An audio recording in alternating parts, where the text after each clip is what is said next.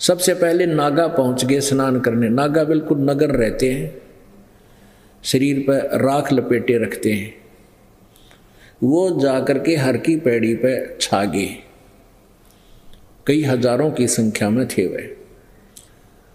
तो वो नहाने की तैयारी करने वाले थे, पीछे से वैष्णु साधु आ गए, सतगुण विष्णु के उपासक, वो भी कई हजारों की संख्या में थे। उन्होंने कहा कि नागाओ तुम बाद में स्नान करना, पहले हम स्नान करेंगे, हम सर्वश्रेष्ठ हैं, हम विष्णु जी के उपासक हैं, हम सबसे श्रेष्ठ हैं, तुम बाहर आओ। नागा कहने लगे नहीं, हम सर्वश्रेष्ठ हैं और हम पहले स्नान करेंगे, हम त्यागी और वैरागी हैं, हम तन पर वस्त्र भी नहीं रखते, हम नी इच्छा है और हम स्नान करेंगे, हम सर्वश्रेष्ठ हैं। अब वैष्णु साधु फिर गुस्से में हो गए, कहने लगे रे पशु की तरह तुम नंगे फिरो, टट्टी के हाथ नहाना न धोना, टट्टी के हाथ भी ना धोते, शर्ट फिरडो, बाहर मरो तुम, हम पहले नहाएंगे, हम श्रेष्ठ हैं। अब नागाओं पर इतनी टार कड़ा उठे थी, फेर लिया मुंह उल्टा हो गए, न बोले आजा तुम न हम नहावाएंगे, और मुख को मुक्का लट्ठम लट्ठा तलवार निकाल ली, तीर मारे, यानी 25,000 उस घटना में 25,000 ये त्रिगुण उपासक आपस में कत्लेआम कर डाला। कत्लेआम 25,000 कटका मर गए और गंगा के अंदर 100 ही नजर आ रहे हैं, जैसे महाभारत के युद्ध में विघ्न होया था। अब यहां बताते हैं उस परमात्मा की अमरवाणी में, तीर तुपक तलवार कटारी जमदड़ जोर बदावे हैं, हर पैड़ी हर हेत न जाण्या वाजा तेग लावे हैं, काटे शीस नहीं दिल करुणा ये जग में साध कवावे हैं, और जो जन इनके दर्शन को जावे उनको भी नरक पठावे हैं। परमात्मा की यह वाणी 600 साल पहले बोली गई थी कि इन तुम संत कहते हो ना, इनके तो दर्शन भी ना करने चाहिए, और जिनकी तुम पूजा करते हो उनकी पूजा करने वालों को क्या लिखा गीता जी में, राक्षस स्वभाव को धारण किए हुए। ये राक्षस नहीं, एक नाण के ऊपर कट के मर गए, कत्लेआम कर दिया, दया भी कोई ना इनके, काटे शीश नहीं दिल करुणा, दिल में दया कोई नहीं, और ये जग में साधको आवे हैं, संत कहे हैं इनको, और जो इनके दर्शन को भी जावे, क्योंकि दर्शन करना हुए जाएगा जो इनका चेला बन जाएगा, उनको फिर यह गुटी पे आ गए वह नरक में भेज देते हैं। एक बार स्वर्ग के राजा इंद्र, देवताओं के राजा इंद्र अपने ऐरावत हाथी पर बैठे हुए जा रहे थे, बड़े साजोबाज के साथ, आगे आगे गंधर्व उनके सामने गाने गा रहे थे, अप्सराएं नाच रही थी, पीछे देवता आ रहे थे, अपने राजा के सम्मान में सभी अपने हिसाब से उनके तारीफ कर रहे थे। उधर से दुर्वासा जी को किसी ने उनको एक माला भेंट की थी, उस माला को और ऋषि दुर्वासा ने वो अपने सिर पर जो रखी हुई थी माला वो उठाकर उसको हाथी पर बैठे हुए इंद्र को फेंक दी। इंद्र ने वो हाथ में ले ली, हाथ में लेकर के फिर उसने वो क्या करता है, हाथी के मस्तिष्क रख देता है, इतना चौड़ा हाथी का मस्तिष्क पूरा प्लेटफार्म सा, उस आगे उसके ऊपर रख देता है वो कोई एक्स्ट्रा चीज, जैसे कोई फल खाया उसके छिलके भी वो वहां रख देता था हाथी के गुद्दी में, और हाथी फिर अपने सूंड से उनको पकड़कर जमीन पर फेंक देता था। ऐसा उसकी क्रिया थी। तो उसने इंद्र ने अपना वो माला जो उसने फेंकी, उसने वह ले ली, उठा के हाथी के उस गुद्दी पर रख दी, मस्तिष्क पर पीछे, और हाथी ने सूंड से वो पकड़ कर बाहर फेंक दी। दुर्वासा सब देख रहा था। अब दुर्वासा ने कहा कि ए इंद्र, तू राज पा करके अभिमानी हो गया है, तूने मेरे द्वारा दी हुई एक भेंट का निरादर किया है, तेरा नाश हो जाएगा, तेरा तू राज्य से वंचित हो जाएगा, तू निर्धन हो जाएगा। ये श्राप दे दिया। अब उस इंद्र ने हाथ-पांव भी जोड़े, जी मेरे से गलती बन गई, मन तो पता नहीं था, मैं तो अब ये फूलों की माला थी, मैंने सोची आपने दे दी, मैंने यहाँ रख दिया, हाथी नहीं उठा के नीचे डाल दी, मेरी क्या गलती है, क्षमा करो। नहीं, हमने जो बोल दिया सो बोल दिया। अब कुछ दिनों के बाद इंद्र का राज भी छिना गया। जंगल में जाकर टाइम पास किया उसने, बाजी का छोड़ के राक्षसों ने उपाक्रमण कर दिया। अब इनको हम संत माना करते, सब डरा करते, भाई साधुवान नहीं बोलना चाहिए, ये क्या के शब्द बोल देंगे, ये नाश करने थे ये सारे। और ऋषि दुर्वासा जो श्री कृष्ण जी का गुरु भी था, आध्यात्मिक गुरु। अब एक बार दुर्वासा जी द्वारका की बनी में बैठ गया जाकर। बनी में, बनी होता है एक मिनी फॉरेस्ट, यानी पहले गांव के आसपास चारों तरफ बहुत ज्यादा जंगल होते थे, वृक्ष होते थे। वो होते थे लगभग आधा किलोमीटर की चौड़ाई में, अराउंड द विलेज, पूरे गांव के चारों तरफ। तो उसमें, उस बनी में कई में 1-1 किलोमीटर तक लंबा भी हो जाता था वो बनी। उस बन में जाकर दुर्वासा जी ने डेरा ला लिया। और दुर्वासा जी के विषय में ये सुप्रसिद्ध था कि ये बहुत पहुंचा हुआ महात्मा है, सिद्ध पुरुष है और त्रिकालदर्शी है। लेकिन श्री कृष्ण जी की समर्थता को फाइनल मान के यादव लोग इतने अभिमानी हो गए थे कि वो श्री कृष्ण जी के अतिरिक्त कोई भी संत महात्मा भक्त आता उसका आदर नहीं करते थे, उसको ठीक से डील नहीं करते थे, क्योंकि उन्होंने ये मान लिया था कि हमारे भगवान श्री कृष्ण जी सुप्रीम पावर हैं। तो इसलिए जब उन बच्चों को पता चला, नगर निवासियों को पता चला कि दुर्वासा नाम के एक पहुंचे हुए सिद्ध पुरुष नगर के पास बैठे हैं, तो श्री कृष्ण जी के पुत्र प्रद्युम्न और कुछ एक उसी हम उम्र के 30-40 साल की उम्र हो रही थी उनकी, उसी की हम उम्र के कुछ व्यक्तियों ने एक फैसला किया, एक बकवाद सूझी। वो कहने लगे भाई न्यू कहे हैं कि श्री दुर्वासा जी ऋषि त्रिकालदर्शी हैं, भूत भविष्य की सारी बता देते हैं, इसकी परीक्षा लेते हैं।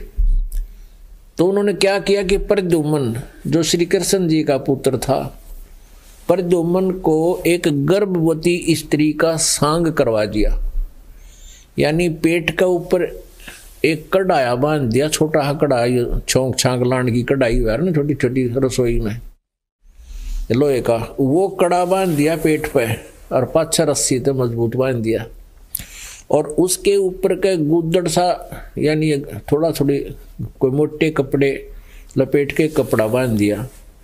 उसके ऊपर फिर वहाँ की जो लेडीज ड्रेस थी उस समय की वह परा दी, सारे श्रृंगार सिंगूर कान कुन्ना के उलझा दिए उसमें, और एक उसका पति बनकर 10-5 और भक्त उसके साथ हो लिए। दुर्वासा जी के पास जाकर कहा कि हे ऋषिवर, ये व्यक्ति है, यह इसकी पत्नी है, और इनके शादी के लगभग 10-12 वर्ष के बाद आस रही है। अब ये 10-12 वर्ष के बाद गर्भवती हुई है और ये उतावले हो रहे हैं ये जानने के लिए कि हमारे लड़का होगा या लड़की। आप बताइए रिसीवर, इनका क्या होगा। तब दुर्वासा ने देखा अपने ध्यान से कि ये तो बकवाद कर रहे हैं, ये स्त्री नहीं पुरुष है और कड़ाया बांध रहे हैं, इतने कि इनकी दिव्य दृष्टि काम कर जाती है। दुर्वासा एकदम क्रोधित हो गया कि ये मजाक करना आए हैं मेरे साथ। श्राप दे दिया कि इससे, ये जो गर्भ बना रखा है, इससे यादव कुल का नाश होगा, थारा नाश होगा। अब भाई उनने, अब मुश्किल माच की बालका ने बाबा जी ने तो गलत बात कह दिया तो मर गए। और निकाला चिमटा और करी लाल आंख, अब वो भाग लिए। अब नगरी में यह बात फैल गई पूरी द्वारका में कि भी दुर्वासा जी के साथ बच्चा ने मजाक कर दिया और दुर्वासा जी ने श्राप दे दिया। और दुर्वासा का श्राप तो भाई तोप का गोला है। अब ये तो पूरा होगा, नाश हो गया। कति न्यू लिख कह दिया थरक यादव कुल का नाश होगा। चिंतित हुए, फिर उन्होंने देखा कि हमारे गुरु जी भी हैं और हमारे राजा भी हैं। श्री कृष्ण जी के पास चलते हैं। कुछ एक कहने लगे हमारे सिर पे भगवान श्री कृष्ण जी विराजमान हैं, हमने किसका डर है, क्यों चिंता करते हो। चलो फिर भी कहने लगे भी नहीं, श्री कृष्ण जी से इस बात का इस प्रार्थना करते हैं, उनका आदेश लेते हैं। अब श्री कृष्ण जी के पास गए। सभी नगर निवासी चिंतित थे और सारी कहानी बताई। श्री कृष्ण जी ने कहा कि भाई बच्चों को ले जाओ और दुर्वासा जी से माफी मांगो, वही अक्षमा करेगा। बच्चों को ले गए। अगली बालक से गलती होगी, माफ कर दो, आपके बच्चे हैं, गलती से इन्होंने आपके साथ मजाक कर दिया। दुर्वासा बोला नहीं, मैंने जो कह दिया सो कह दिया। अब ये वचन मैं वापस नहीं ले सकता, अपने बच्चा ने समझाया करो। अब वो नगर निवासी फिर वापस आ गए। वह तो पक्का होगा, फाइनल हो गया। पूरे नगर में चूल्हा नहीं चढ़ा, चूल्हा नहीं जलाया किसी ने, अनहार बंद हो गया, किसी ने नहीं खाया कि नाश होगा। तो फिर श्री कृष्ण जी के पास गए, इस पे भगवान आप ही समाधान करो, आप तो सर्वशक्तिमान हो, आप जो चाहे सो कर सकते हो। अब श्री कृष्ण जी ने कहा, देखा कि तो वे गणे चिंतित हो गए। श्री कृष्ण जी ने कहा भी ऐसा देखो, ध्यान मेरी बात सुनो, किस चीज से हमारा नाश होगा। इस कढ़ाई से जो पेट पर बांध रखा था, गर्भ का सांग कर रखा था, और उन कपड़ों से, उन कपड़ों को जलाकर उस राख को सभा करके जमुना में डाल दो और इस लोहे की कढ़ाई को घिसा घिसा के इसका चूरा बनाकर प्रभास क्षेत्र में और इस जमुना में, यमुना में डाल दो, नहर में। ना रहेगा बांस, ना बजेगी बंसुरी। ये कढ़ाई, ये गुदड़ गर्भ जो कपड़े नहीं रहेंगे तो फिर हमारा नाश कैसे होगा। सब बड़े खुश हुए कि वाह भगवान, आपने तो कमाल कर दिया, सही है, इसका समाधान बता दिया।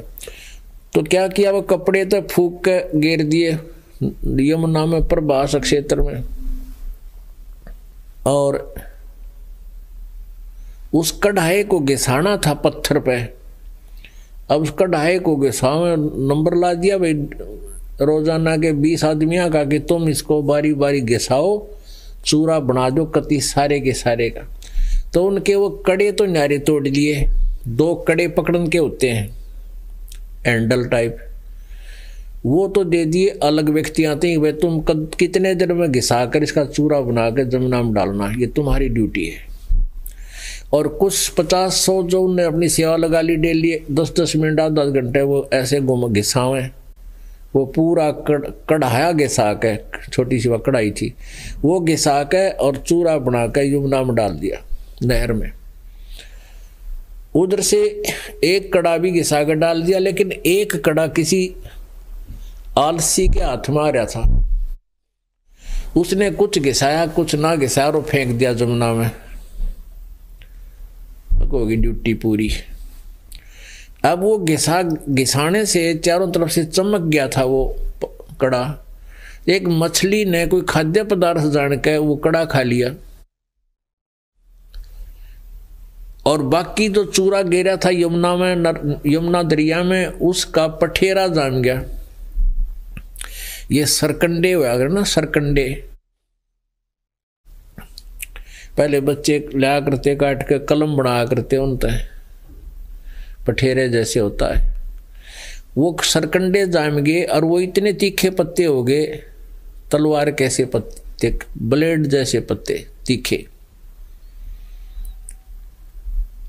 उधर से वो मछली पकड़ ली एक शिकारी ने, एक मछियारा था, उस शिकारी मांसाहारी था, तो उसने वो जाल डाला, मछली आ गई, मछली काटी तो उसमें से वो चमकीली वस्तु निकली। उसने सोचा ये क्या चीज है, चांदी है या सोना, ये क्या चक्कर है, मैं दिखाता हूँ, लोहा है। तो उसने सुनार को दिखा, सुनार बोला भाई सोना चांदी नहीं है, लेकिन लोहा बहुत बढ़िया है यो। तो शिकारी था, उसके वो तीर रखता था, उसने लोहार से कहा कि कारीगर मेरा ये एरो बना दे, इसका तीर का, इस बाण का तीर एरो बना दे, आगे आगे की पोली सीवा और जहर में बुझा कर बना दे, विषाक्त बनवा दी। और वो अपना तीर संभाल कर रख लिया। अब कुछ दिनों के बाद क्या हुआ कि वो चूरे का तो वो सरकंडे जाएंगे, उसमें तीखे पत्ते, ब्लेड के से पत्ते हो गए। और उधर से कुछ दिनों के बाद 56 करोड़ यादव थे टोटल, उनकी आपस में खींचातानी शुरू होगी। जरा सी कोई बात कह दे, लट्ठम लट्ठा एक दूसरे ने मार करे, हत्या होने लाएगी। जवान बालक वैसे बीमार होकर मरने लग गए। तो जब पहले लोग इतने बुद्धिमान होते थे, भगवान से डरने वाले होते थे, नगरी में कोई उत्पात शुरू हो जाता, किसी भी प्रकार का आपसी लड़ाइयाँ शुरू हो जाती, तो वो साधु संतों के पास जाते थे और समाधान पूछते थे। तो जैसा जिसको ज्ञान था वो बता दिया करते थे। तो सारी नगरी में यह चिंता हुई भी की बात होगी, किसी ने किसी का बोल अच्छा नहीं लगता, ना बड़े छोटे की लाज रही, शर्म रही, हाहाकार मच रहा है, क्या चक्कर पड़ गया। रोजाना किसी ना किसी कोने में झगड़े हो रहे हैं, छोटे मतलब जवान बच्चे की मृत्यु हो रही है, हाहाकार मच रहा है, पता नहीं बेचैनी सी होगी है सभी को, क्या कारण है। तो नगर के मौजिज व्यक्ति 100-200 इकट्ठे होकर फिर श्री कृष्ण जी के पास गए, क्योंकि यादव के गुरुजी थे श्री कृष्ण जी। तो श्री कृष्ण जी से सारी कहानी बताई, भगवान पता नहीं क्या हो गया नगरी में, कोई किसी की शर्म लाज नहीं रही, बालक नौजवान आपस में छोटी सी बात करते हैं, झगड़े कर लेते हैं, एक दूसरे को मार रहे हैं, जुल्म हो गया। वैसे भी प्रतिदिन किसी ना किसी कारण से मृत्यु हो रही है, नगरी में हाहाकार मच गया। इसका कारण तथा समाधान बताओ प्रभु। श्री कृष्ण जी ने कहा कि भाई कारण तो यह है कि दुर्वासा का श्राप अब फलीभूत हो रहा है। अब सभी नगर निवासी एकदम घबरा गए कि क्या करें भगवान, फिर समाधान बताओ। श्री कृष्ण जी ने कहा कि जाओ तुम प्रभास क्षेत्र में और जमुना में नहाओ, यमुना में स्नान करने से तुम्हारा ये श्राप मुक्त हो जाएगा। ये 3 ताप के अंतर्गत आता है, कोई किसी को श्राप दे दे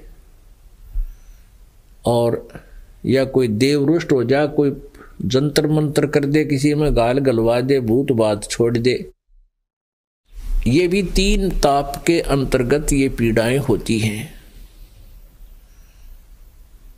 तो श्री कृष्ण जी ने कहा कि ये 3 ताप के अंतर्गत और दुर्वासा जी का दिया हुआ श्राप अब फलीभूत हो गया, हो रहा है, अब ये मैच्योर हो गया, जिस कारण से सब कुछ हो रहा। और इसका समाधान ये है कि तुम सारे के सारे जाओ नर यानी मेल यादव और जमुना में नहाओ, यमुना में, और तुम्हारा ये श्राप मुक्त हो जाएगा। तुम श्राप मुक्त हो जाओगे, तुम्हारा सब श्राप कट जाएगा, तुम्हें सुख हो जाएगा। अब सब ने, क्योंकि श्री कृष्ण जी उनके गुरु भी थे और उन्हीं को वो फाइनल माने हुए थे, उनकी आज्ञा का पालन करके सभी नर यादव, मेल यादव यानी छोटे नवजात शिशु भी जो लड़के थे उनको भी साथ ले गए, कदे मेरे बालक पर श्राप ना रह जाए। और वहां चले गए नहाने के लिए प्रभास क्षेत्र में, जहां पर वो कड़ाहे गेसा के जमुना में डाले थे। और वहां उनके वो इतने बहुत लंबे क्षेत्र तक सरकंडे जाम गए थे। उस दरिया में पहले स्नान करें जाकर, सारे सब स्नान करके बाहर आवे, और स्नान करके बाहर आते ही वो जो नगर में पहले से छोटी मोटी बातों से उनकी मन मुटाव चल रहा था, वह फिर शुरू कर दें। बाहर आते, तन्नत मुझे ऐसे बोला था, तो क्या बन रहा है राजा? तो लट्ठम लट्ठा मुक्कम मुक्का। फिर वो सरकंडे जो थे वहां पर उग रहे थे, वो पठेरा सा, उसने पाड़े और न्यू मारे, वो लपेटा लग गए और खींच दे, गर्दन धड़ से अलग हो जावे। उस पठेरे ने, उस सरकंडा ने, पठेरे जैसा ही सरकंडा होता है, पठेरा आम देखने को मिल जाता, सरकंडे कम थे इसलिए बता रहा हूं। तो उन सरकंडा ने पाड़े और ऐसे घुमा कर मार दे एक दूसरे के, उसकी उसका गर्दन में लग जा, उसकी उसमें, दोनों खींचते, दोनों मर जा। यानी वहां कत्लेआम हो गया। 56 करोड़ यादव कटका मर गए आपस में। गए थे श्राप मुक्त होने के लिए श्री कृष्ण जी से समाधान लेकर, और हो गया नाश। श्राप नहीं खत्म हुआ, यादव खत्म हो गए। विष्णु पुराण में लिखा है कि कुछ यादव बच गए थे। श्री कृष्ण भी वहां चला गया जहां उनका नाश हो रहा था, हो चुका था। तो वहां जाते ही श्री कृष्ण जी ने भी वह सरकंडे पाड़े, वह मूसड़ बन गए, मूसड़ भारा भारा। श्री कृष्ण ने वो बचे हुए यादों को खुद मार डाला।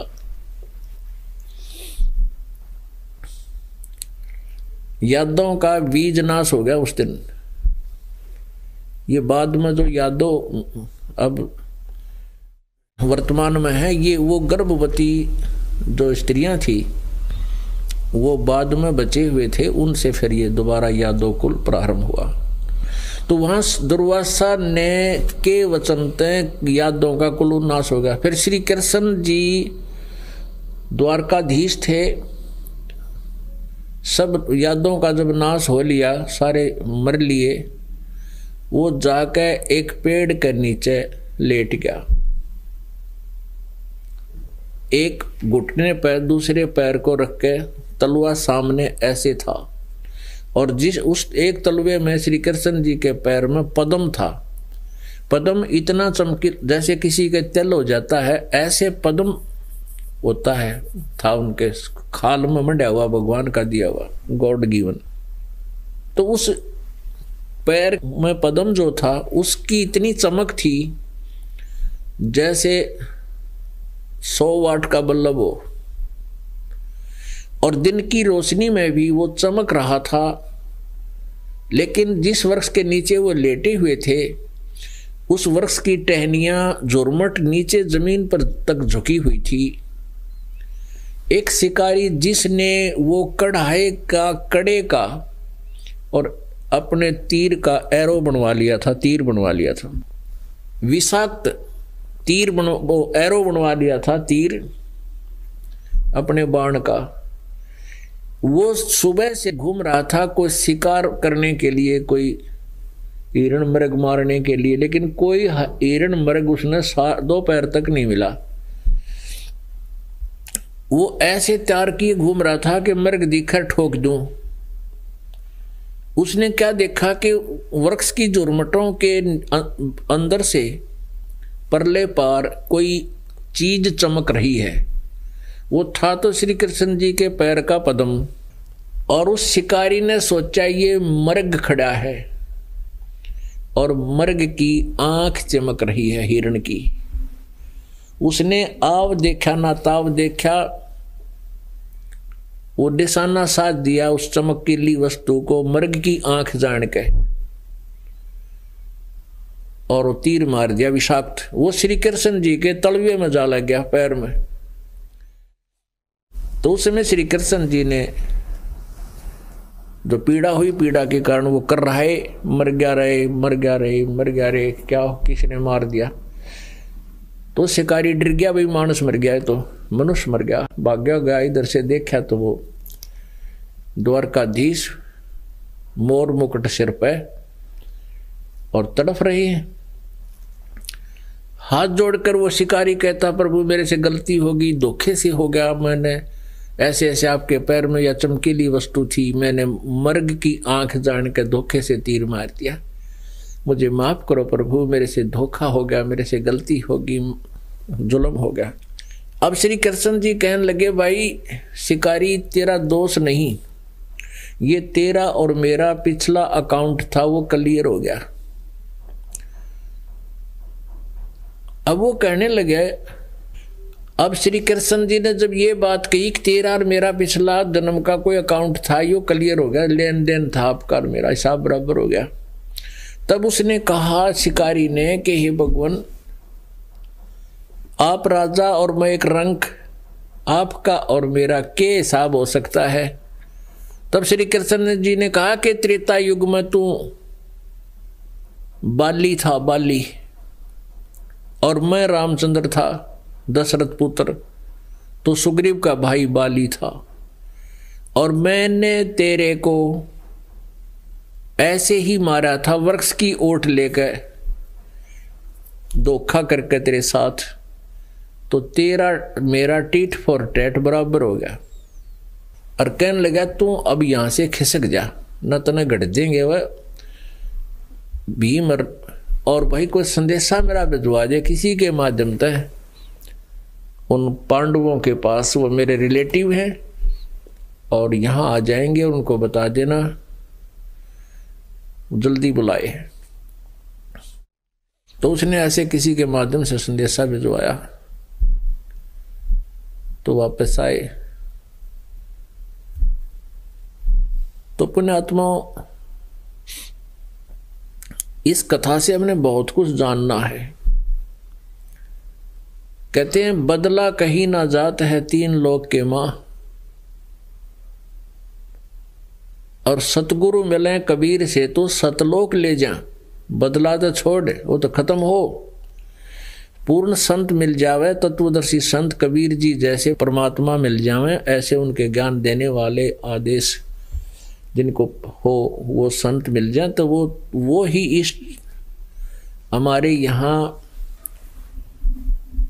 प्रारब्ध के कर्म को टाल सकते हैं, प्रारब्ध को कैंसल कर सकते हैं। मासा घटे ना तिल बधे, विद ना लिखे जो लेख, सच्चा सतगुरु मेट कर ऊपर मार दे मेख।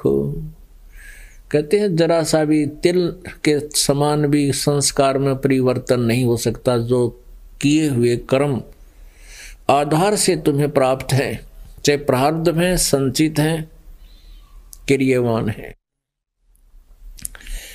कहते मासा घटे ना तिल बधे, जो प्रारब्ध के कर्म है उनमें से कोई चेंज नहीं हो सकता, लेकिन पूर्ण संत इस संस्कार में परिवर्तन कर सकता है। तो यहां बताते हैं, तुम कौन राम का जपते जापम, तात कटे ना तीनों तापम। तुम किन भगवानों का भजन करते हो जिससे तुम्हारे ये तीन ताप भी नष्ट नहीं होते।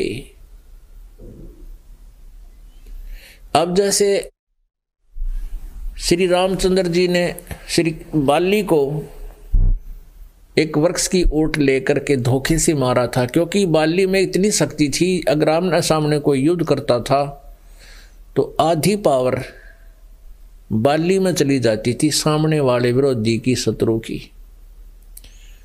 पहले तो श्री राम जी ने आमने सामने युद्ध करने की चेष्टा की, लेकिन फिर श्री राम जी की शक्ति अक्षीण होने लगी। तब उसको ध्यान आया सुग्रीव की बात का कि बाली के सामने आमने सामने होकर युद्ध नहीं करना, इसमें ऐसी पावर है, तो तुरंत वृक्ष की ओट ले ली और फिर मारा था।